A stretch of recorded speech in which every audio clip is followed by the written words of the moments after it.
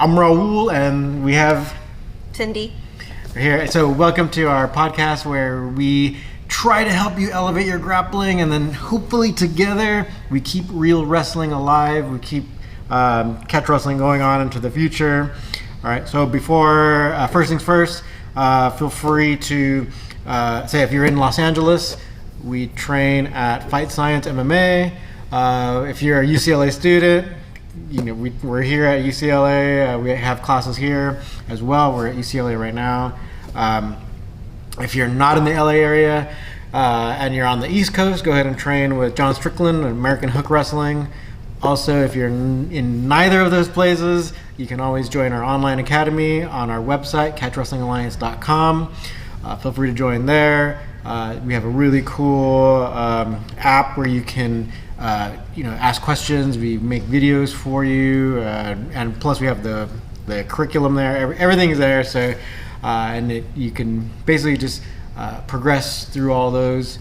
So with that being said, let's go ahead and get to the subject at hand. Right, so hopefully maybe we can try to edit in some of the clips from your footage. But so Cindy just won a jiu-jitsu tournament, but there was more than one match, but there's one in particular that we kind of want to talk about, kind of want to take it into isolation here. So you had a match with a freestyle wrestler, and it seems like she was definitely very affected by like freestyle wrestling, because when it started off, she pushed you out of the ring, and in freestyle you get points for that, but she almost like she didn't look over the rules of jiu-jitsu. Right? How did it feel? Very confusing, because one, we're at the edge, so I don't even know why she did that. Even if you could get points, there's nothing there. It's at the ground, and like that's not gonna get you points here, sweetie. Like, I don't know why she did that, but maybe it was on my part for not like moving in circles, but at the same time, I don't know why she came at me with such straight force. Mm-hmm.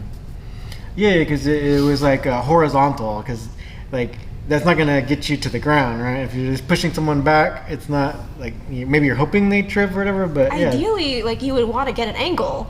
Mm-hmm. So I don't know why she was just bulldozing towards me. Yeah, because so I think that does show maybe like the her emphasis in training in freestyle. So it doesn't necessarily translate to jiu-jitsu or catch wrestling, because like catch wrestling again, it's like I think it goes back fundamentally to the whole point system thing, where you get people, or you add points to whatever sport it is, and this I would include jiu-jitsu, because so many tournaments add points that you're going to get people who are training only towards those rules. And I guess it does happen like in the Olympics for like where we have like taekwondo, and people complaining about taekwondo and judo, where supposedly they were real martial arts in the past, and then now they've become the Olympic sport, so everyone's just training to those rules. So it seems as though freestyle is definitely that. They definitely try to exploit and abuse the point system. Mm-hmm. Yeah, and then but it's like it doesn't help when you're doing a jiu-jitsu tournament. So then we move on in the match. Actually, even from the beginning. So did she just feel like really strong, or do you just kind of like, well, you're pushing me back, like it's not doing anything, so I'll just kind of go with it? Or? I was just really taken aback. It was really sudden. She just like came at me like. Mm-hmm. So I didn't probably react fast enough, but I was just really taken aback, and she was really strong, so I couldn't like circle out or do what I normally would. Yeah. And then she, even after that, like not that long after, she pushed me into the ref. So she was still having this mentality of trying to push me out of the ring. Again, I don't know why. There are boundaries, mm-hmm. even in wrestling. Mm-hmm. So it was a very bizarre start. Yeah. She's dreaming of doing sumo wrestling. Probably. All right. So eventually, it got to the ground, but then. Not pretty. Yeah. So she. But like when it got to the ground though, then you basically kept her down until the end, right? So what were some of the things you tried to do to kind of keep her down? Or did she actually try to get up, or were you really...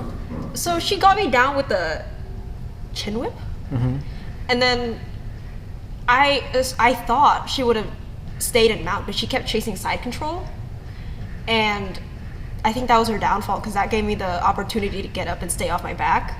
She couldn't flatten me out, so I think that's what gave me the angle to chase the Kimura. Okay. Yeah. Yeah, because you ended up also like holding down, like using your legs like to grapevine or like lock the leg down, right? Yeah. And then she wasn't able to. Did she even try to get her leg out once you were kind of hanging on to it? No, she wasn't. She was trying to use different tactics to get me to let go and like escape, but she didn't. I don't know why she didn't try to escape her leg. Okay. And then she left her arm open for you to just take. Yeah. Because again, she was like really trying to. Again, I don't know why she wouldn't go for mount. She was trying to chase the side control, so when she was going for it, I just like that. Yeah, no, that's good. I think a lot of people don't realize how often they're giving up that double wrist lock. It's what I go for most these days, because You're limbs welcome. are much easier. Yeah. Limbs are much easier to go for than necks.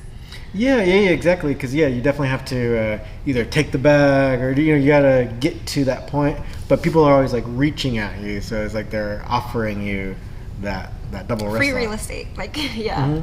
Yeah, totally. And that's the thing too. So, so outside of the match, when you were training in San Jose, you said the No Gi coach said you're going for the double wrist lock too much. Yeah, they said I was going for it too much and that I was committing to it too much, and I'm like, well, you have to commit to do anything, no? So, Yeah, I think maybe then that goes to like the jiu-jitsu mindset where it's like they want you to take the back, or they want the back, and then they think the choke is imminent, right? But yeah, it's like I think like if you get the double wrist lock on the person and you're good at moving with it, like when you kind of learn the ins and outs, then it becomes your opponent's problem, right? So you can just hang on to it, and this actually goes back to the real aspects. I think nowadays everyone thinks of the double wrist lock as a submission hold, but it was always considered like a wrestling hold, where once you got it on, it's a really great way to keep your opponent from like yanking their arm out.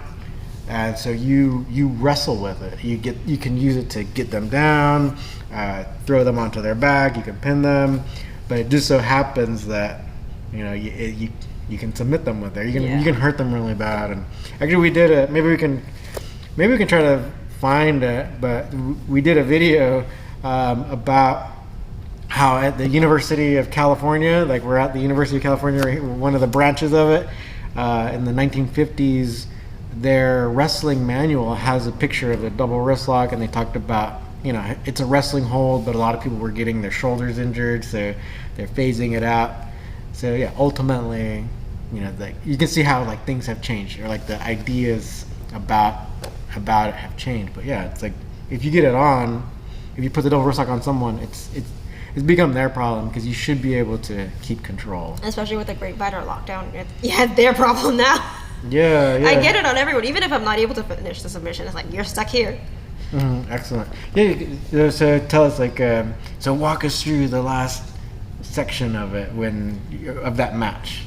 Man, I got the lockdown, and then I think it's just because she was able to bend her leg, but she tried to roll over, and even then I just like followed her, and she would not tap out. Even her coach was telling her to tap out. And I was just like looking at her, looking at the ref, looking at her, and I'm like, she's not tapping out. Eventually she did, but yeah. Yeah, because you got it behind her back, right? You got her It was like at the end of range of motion, and I'm like, I don't want to crank it, but I'm just gonna leave it here and wait for her to tap out. And at the end, I'm pretty sure she had more points than me, but did that matter? No. Yeah, good. Because she had like the takedown points. She had, I think, something else, but it was like over 3 points. But it doesn't show dominance though. Yeah, good. Yeah, I always have to like reiterate that, where it's like, yeah, the points. It's just unfortunate that like even people really crave, or like we've seen on social media, people really craving points tournaments, and I feel it's kind of sad, right? Like, so yeah, points definitely are not really a true win, at least in our perspectives, and and you can see it's like, not like if you think about something else like kickboxing or boxing, like these striking arts, in amateur versions or amateur competitions, they schedule it for 3 rounds, right? And in an amateur, like if someone wins the first 2 rounds, then they'll stop it, right? They'll just give the match to the person who won by dominance or by points. But in professional striking, you will do the 3rd round because the person can win by knockout, right? When it's full contact. So, like, I think maybe striking arts still kind of have the right mentality where it's like, sure, for amateurs, they want to keep it safe. So, you can end it early if someone's just dominating the first 2 rounds. But for pro, it's like, yeah, the chance of, say, like getting the knockout, or say like in grappling, the chance of getting the submission should, like, it does supersede the points in that way, right? So they will have the 3rd round in pro, right? So it's just sad that we're seeing the whole idea of like points being just like preferred. And I think she went into because she is like a beach wrestler, freestyle champion, whatever. But I'm sure she went into that mindset thinking she'd win by points. I'm sure she went in with the mindset like if she gets the takedown and secures a position, she's gonna win. Mm-hmm. But that wasn't the case. Yeah. So, and then when you so basically once you had the double wrist lock on and the arm was behind her back, did she just like? Because you held it, you did hold it for a while until she finally tapped. But was she trying to resist a little bit, or was she? She was. She used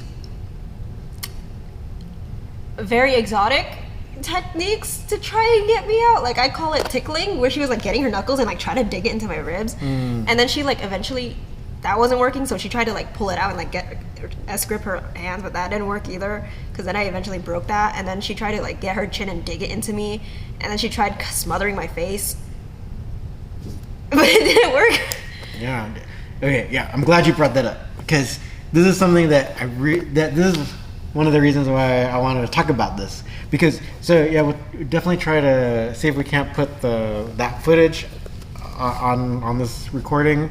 But yeah, so she tried all these different like what we call like pain compliance techniques. So yeah, the chin or digging into the ribs, all that stuff. Because sometimes we get asked about that, and someone was asking just like recently about it, like, oh, when are you going to show all the pain compliance stuff? And while that is part of catch wrestling, you can see, like, say in a match, you got the adrenaline going, and so you have someone on top of you digging into your ribs, but like, did it affect you much? Like, you noticed it, right? Maybe because she wasn't going all the way, but it was just like I barely noticed it. Yeah, and I think that's what people don't realize. Like, in a match, you're not going to really notice it that much because you got all that adrenaline going. You're really like in a fight. So the pain compliance stuff, it's not going to be as effective as people wish it is. Or like holding onto that double wrist lock is going to be way more effective. And using your movement and wrestling. Definitely going to be the key, not so much relying on pain compliance. I think she just got desperate. Yeah, definitely. So you said she tried several different pain compliance moves, and like it wasn't enough to make you like let go or switch or like completely abandon your advantageous position, right? No. Yeah, it's got to be something like very excruciating or something. Because say like it has to be something equivalent to a submission, like for me to let go of my own submission. Mm-hmm. Yeah, exactly. I totally agree. It's got to be some kind of really great counter where you're gonna like snap your own. And because there's some ways to kind of counter the double wrist lock where you kind of put them in the counter wrist lock, but yeah, it's got to be something like that. Yeah, like a lot of these other pain compliance things in a match aren't really going to be as effective as some people want you to believe. Right? They're just it's just not. Do people do that in wrestling? I think some people, they try to make that a selling point for their catch wrestling thing or their catch wrestling certification, weekend certification or stuff like that, where they try to do these little elbow digs into your body and when it's like in the class and no one, like there's no adrenaline flowing, then someone might move or react more. Because it's like, oh, we're calm and you're digging your elbow into my rib, so it's uncomfortable. I'm gonna move, right? But in a match, how you saw or you experienced it firsthand in a match, even though you weren't like full on MMA fighting, it's like scratching or anything like that. It wasn't like that, but it's still a match, and your body is shifted into that fight or flight mode. You're not gonna. You didn't feel it, right? No. And I'm sure if you were relaxed, like right now, if she did it to you, I might have let go, or like I might have just been like, okay, I'll try something else. Exactly. So I think that's ultimately my point. Where it's one of the reasons why we're not like some other people who claim to be doing catch wrestling. We're not like showing like, oh, just poke them here or whatever, and that's. It's not like the main thing. It's not. It's definitely nothing to rely on. The pain compliant stuff. It's still part of it. Something to maybe learn or know, but it's not going to be the end all be all. But was she nice after you submitted her? Man. We're not name dropping, but for a national champion, I went into it not knowing anything about her. I've learned my lesson. Don't research your opponents beforehand. But I found out after, and after that, I expected more from her. Like she ran me into the chair, and then she shook hands, and then she ran me into the ref, and then I tried to shake her hand, and she's just like, nope. And then afterwards, I had to ask her if she was okay because she had a bloody nose. Oh, wow. And then I didn't wear a mouth guard, my fault, but like my teeth were all like bloody and stuff. But she didn't ask if I was okay. She didn't apologize. Her coach didn't apologize or anything either. Wow. The mentality then. Yeah. Okay, so I think that goes back into all the other things we were talking about, where it's like even competition-wise, it's like if you have a coach that's like more like, I guess, mean or like not so empathetic, ultimately it's like, your athlete's gonna be, well, the research shows it's like, so if you have an athlete, regardless of the sport, if they have like this more negative aggro coach, they're gonna commit more fouls in their sport, so like basketball, football, whatever. And so then if they switch coaches to like a more empathetic, like nicer coach, it still takes them a while. They'll still be committing more fouls and doing all these more negative things in the sport until maybe they try to work it out of their what's been ingrained. You try to work it out of your system. So that might not be good. Even though she's had a lot of success in another sport, you don't want to be like all negative. It's like even competing. If you want to go to international freestyle or whatever, it's like you don't want to be having that kind of attitude. It's not good. Like even though you do carry all those credentials, that doesn't make you better than anyone. Like sure, you have all this experience, but I don't know what you're doing at a white belt beginner competition if you're a national champion. And to have that attitude, I expected more. Yeah, definitely. Yeah. So that's unfortunate. Yeah. But you can see how like all these different things go into like building an athlete, regardless of the sport, right? You have to have like the good coaching and the technique and understanding the sport itself, which you can all find at Catch Wrestling Alliance. But besides the point. That's what I'm saying. I set you up for that, right? That you knocked it down. So thank you. All right. Any other kind of thoughts, like kind of thinking back about it, like? I don't know what it was about this one. Maybe because you weren't there, but I didn't feel a lot of pressure. Like, I was very casual about it. Like, my match was scheduled for 3 or 4, and I was sleeping in the morning from 8 to 12, and then my match suddenly got pushed up to 12:45, so I literally rolled off the bed onto the mat, and I won. But I think also your mindset going into competition, it's not that serious. Mm-hmm. Like, yeah, ADCC, IBJJF, yeah, it's all important, but like, you gotta relax. Yeah. You gotta be a little more casual with it, because you can't compete at your best when you're all tense and stressed and nervous. Mm-hmm. Yeah, totally. Yeah, so it's gonna be your way of competing now. You're just gonna be asleep. On the Sleep side. until like 30 minutes before. Yeah. And I didn't have anyone to warm up with either, so I didn't have a lot of pressure. I didn't have a lot of expectations. It was just me, my mom, and my 2 little cousins. Mm-hmm. Yeah. Yeah, no, like that's something to think about. Yeah. Yeah. All right. Cool. Well, yeah, definitely a lot to think about because, kind of going back to what I just said, it's like there's so many things that go into being successful in competitions, and yeah, like the whole stress idea. And actually, the tournament itself was kind of like a low stress event. It was free. Yeah. Yeah. So yeah, that's good. I'm glad you did it. Yeah. Yeah. I was about to drop out too because I was about to not make weight. But you made weight. Yeah, I made weight. I don't know why I was so stressed out. There was a 1 pound weight allowance. Cutting weight isn't that bad. Yeah. But besides the point. Okay, so I'm glad you did it. Yeah. And then because a lot of times you never know who's going to show up to any tournament really. So so everyone is it can be important, right? Or at least it's good experience. Oh, so, I think you learn best through competing, or personally. Yeah. Please elaborate on that. Just because you're actually going against someone more equal to your level and your weight versus practice where you go against a lot of different body types and weights and skill levels. So it's a real test of your talent and skill and what you've learned. Yeah, and it's kind of a good test of like how you're doing that day, right? Yeah. Being able to compete and perform in different conditions.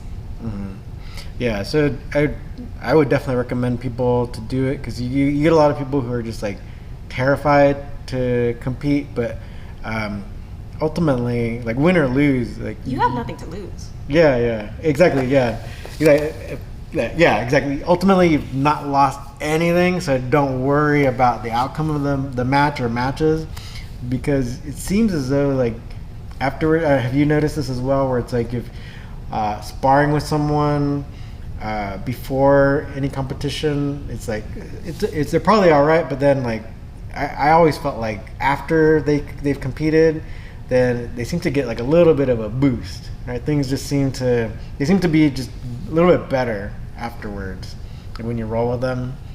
Have you noticed anything like that, or you feel like you've already improved though, right? Like no, they just suck afterwards. No, it's just because I don't know many people that compete, and I don't go against people that compete, so I don't know.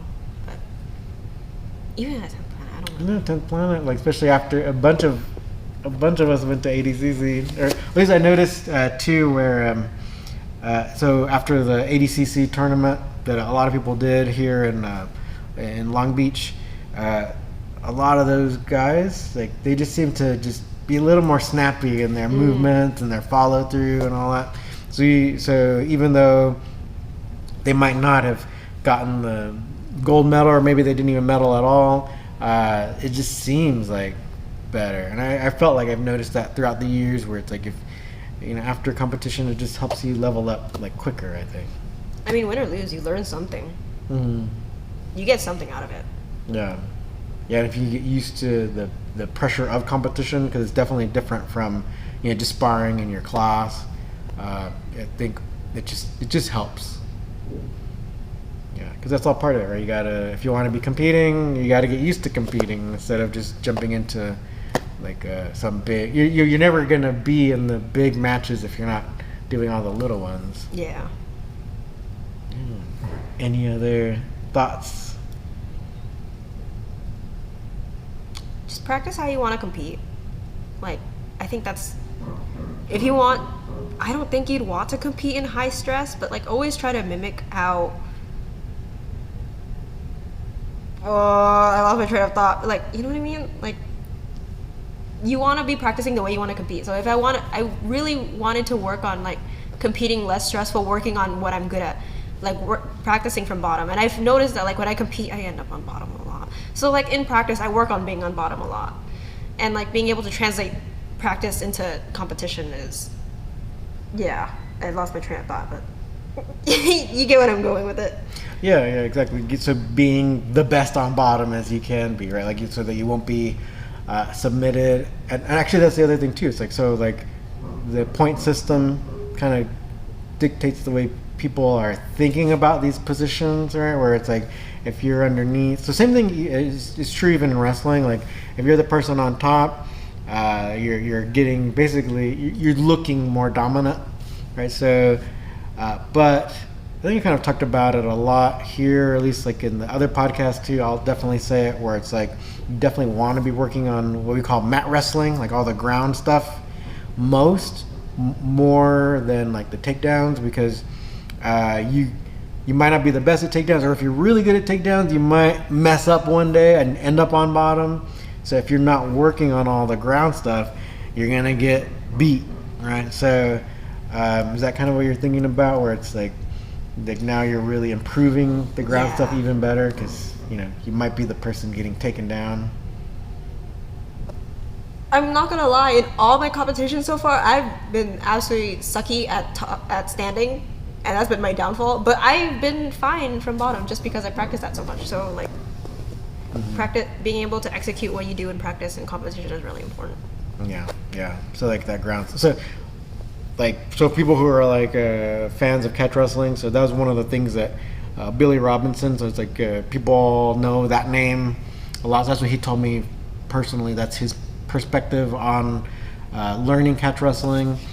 So I think it works, working on the ground stuff, because the whole thing is like getting to the ground, right? Working on getting that pin or the submission. So sometimes it's just like, here, take me down, because I'm good enough on the mat wrestling that you're not gonna submit me. So let's get there, because we got to get there anyway, right? So it's not as flashy, it's not as fun, but it's just as important.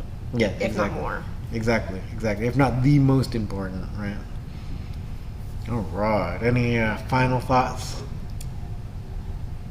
No. Okay.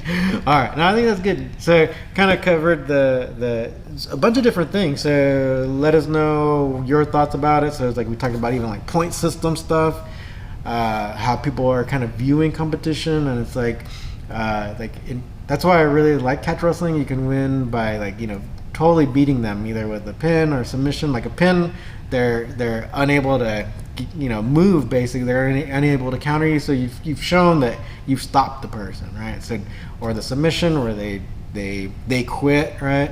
And it's like the other aspect too, where it's like a lot of times like people are overemphasizing certain things like pain stuff or point stuff, and you see how it's like when you're in an actual match and the adrenaline's flowing, like that stuff kind of gets the pain stuff gets definitely thrown out the window.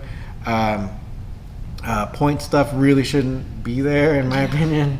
And luckily in LA, we're finding that at least there's one organization that's doing some submission only. We actually signed up for those, but they didn't have people in Cindy's division. Actually, they didn't have anybody in my division either. Either of us, yeah. Yeah, so I was doing advanced, but they had no one in my weight. Actually, we're not trying to go against people 30 pounds over our weight. Yeah, there was someone way big. So, but yeah, with that being said, we're gonna have more sub only matches, but also now it seems like even at Fight Science, they're going into they're heading out of the kickboxing season and now into grappling season. So we'll definitely have more catch wrestling stuff coming up. So if you want to compete, hit us up. And let's just keep doing like sub only and no point stuff, because that shows a real win, in our opinion, right? All right, so feel free to join our channel even. We have channel memberships on our YouTube channel. If you don't want to train, you can always support us there. But if you want to train, we're here in Los Angeles, or John Strickland's out in the East Coast in South Carolina, or you can join us on our website, catchwrestlingalliance.com. So our goal is to help you elevate your grappling, and together we keep real wrestling alive. See you next time.